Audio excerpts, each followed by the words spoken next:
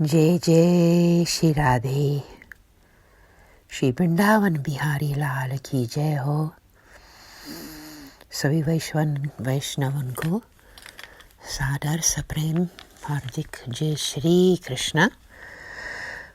The 55th day of our reading, and Varta 42, the story of one Brahmini who lived in Adel.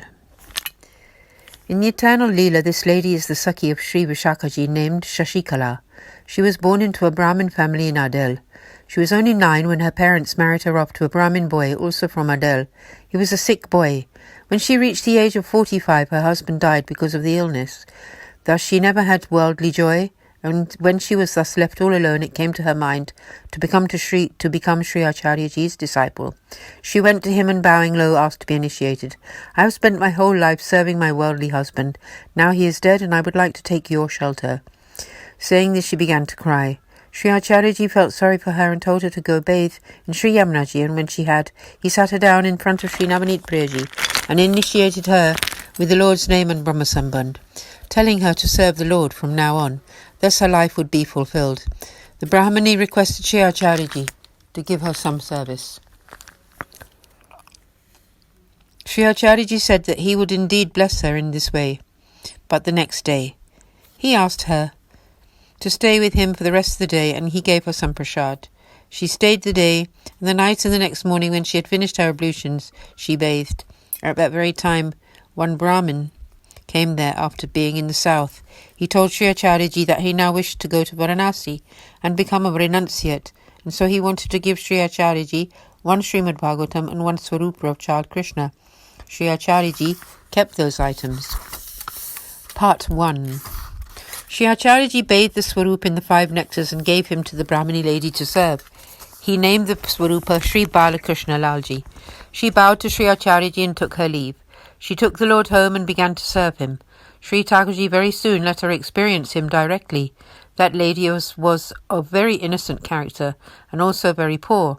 She made her offerings to Sri Thakurji in little earthenware containers. She used earthenware bowls in her kitchen, and her house was very small. In that one room she kept her Sri Thakurji, the supplies, and her cooking place. She didn't have much idea about correct rules about the cooking and serving, etc., and as well as this she couldn't see very well. Anyway, she served very lovingly. Sri Acharyaji and Sri Thakurji were both very pleased with her. Sometimes her religious clients would send her something, and she managed to live just on these. Some Vaishnavas began to talk among themselves, saying, "Why did Sri Acharyaji give her a Swarupa to serve? She has no etiquette and no money. That Sri Thakurji should be given to us, and we will serve him very nicely." They spoke like this between themselves, but did not dare to tell Sri Acharyaji. One day one Vaishnava said to Sri Acharyaji, "O Maharaj, that Brahmin lady has no wealth and knows none of the proper guidelines for conduct in Seva. She also cannot see much. If you give her Sri Thakurji to some other Vaishnav, he will be much better off." Sri Acharya told him, "Sri Thakurji is not pleased with behaviour, actions or wealth. He only wants love. She has lots of love, and Sri Thakurji loved what she does." The Vaishnava became silent. Later on, when Sri Acharyaji had bathed in Sri Mataji and was going to do his evening prayers, he passed by that Brahmini's home. The Vaishnava pointed it out to Sri Acharyaji. "Why don't you go inside and see her seva for yourself? She will be pleased by your visit." When Sri Acharyaji entered her home, she was cooking breads. She did not even notice that Sri Acharyaji had entered. She would cook one bread and spread it with ghee and then put it on a plate. Sri Thakurji would take the bread and eat it, but she could not see this, and when she tried to find the bread she had cooked with her hand, she could not. She said, "Oh no, a mouse or a cat had taken away the bread." She then tapped the floor several times before making the next piece of bread. Sri Acharyaji then spoke up. "It is your Sri Thakurji who is eating the bread, not a cat, nor a mouse. You are most fortunate." She exclaimed, "O Maharaj, it is you who have come. I could not see you, so please forgive me. I don't have any money, and it is only through your blessing that Sri Thakurji accepts my offerings." Sri Acharyaji replied that Sri Thakurji was totally satisfied with her seva and that she should continue her service in this very way. He was very pleased with her and then took his leave and went home. He later told all the Vaishnavas that all Sri Thakurji ever wanted was love, and that he was very pleased with her. The Vaishnavas realized that she was very graced, since Sri Acharyaji himself lifted the breads and ate them. She had thought it was a cat or a mouse that had taken the breads, but it was Sri Thakurji that was taking the breads and indeed feeding her back in return. Sri Thakurji was constantly taking care of her too.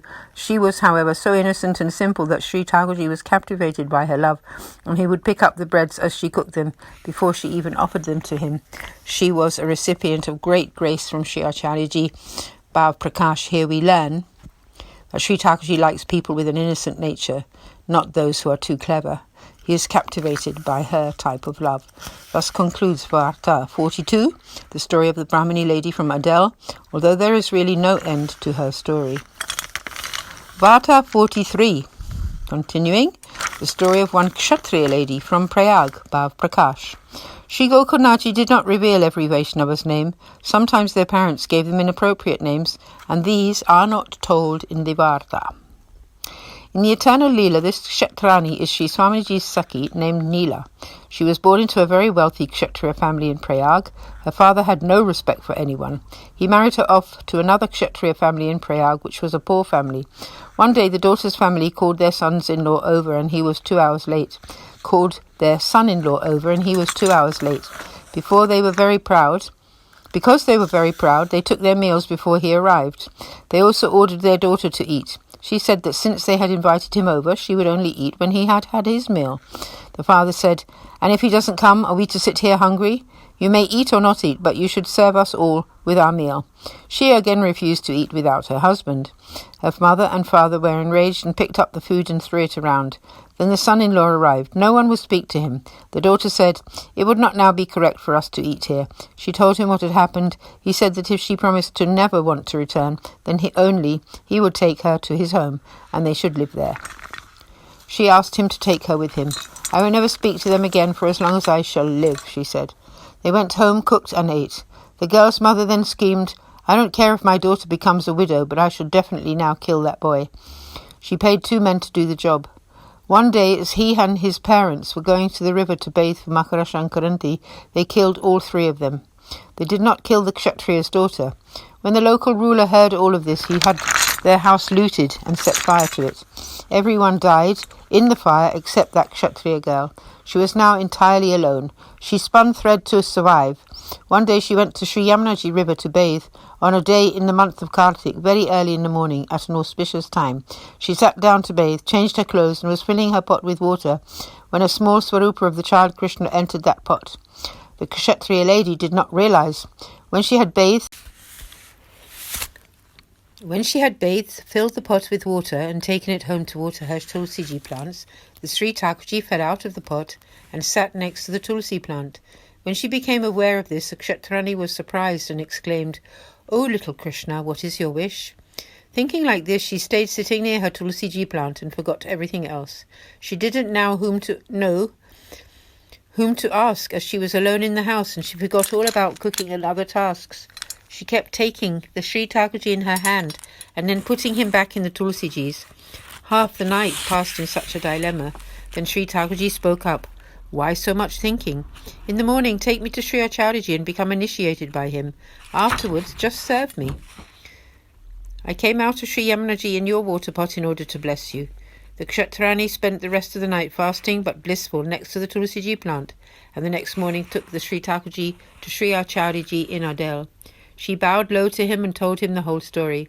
She asked to become a disciple. Sri Acharyaji said that she was most fortunate. In fact, the goddess of fortune for her entire family, for Sri Thakurji had so generously graced her. He spoke to you even before you had served him in any way. Sri Acharyaji initiated her with the Lord's name and Brahma Sambandha, and bathed Sri Thakurji in the 5 nectars, established him in her home, and gave him to her responsibility. "Go home and enjoy making his service," Sri Acharyaji told her. "His name is Sri Balakrishnaji. Love him as you would do your own child." The Kshatrani paid her respects and travelled back home to Prayag with her Sri Thakurji. Part 1. She would spin cotton and sell the thread. She kept a few pence separately, and when she had saved up enough, she went to the market and bought enough supplies for 10 to 12 days. She bought flour and ghee and made some sweet balls. She stored them in a container, thinking, "Now I have enough of these laddus to offer for the next 10 days. She made all the seva up to midday, let Sri Thakurji take his afternoon rest, took Mahaprasad, and then sat down to spin cotton. Sri Thakurji went over to the container and, honouring his promise to Sri Acharyaji to grace all souls whom he brought to him, thus in order to bless that kshatrani, carried it back to his seat where he sat eating all the laddus that were stored inside. Kshatrani heard some noises coming from the temple, and she thought perhaps some mouse or cat was trying to get inside it. She very carefully opened the door to her Sri Thakurji's room and saw that he had taken the pot over to his throne and was sitting there eating them all up. She became distressed, thinking, I had prepared these laddus to keep you going for at least 10 days. When will you eat them all? Will you eat them all up today in one go? Sri Thakurji spoke out. You had stored these sweets in one place and were complacent about having enough left for 10 days. But I like to have fresh things every day. What will I do with these stale offerings? The kshatrani bowed low to him and apologized for her mistake. I will prepare new things for you every day from now on, she said. After today, I will not be so lazy. Following this, she prepared fresh offerings every day. So we will take rest from the Vartaji here today and continue tomorrow with the rest of the story of one Kshatriya lady. Jai Jai Shri Radhe, Shri Vrindavan Bihari Lal Ki Jai. Sabhi Vaishnavan ko Hardik Sadar Saprem Jai Shri Krishna. Jai Shri Radhe Ji, Shri Vallabhadisha Ki Jai Ho.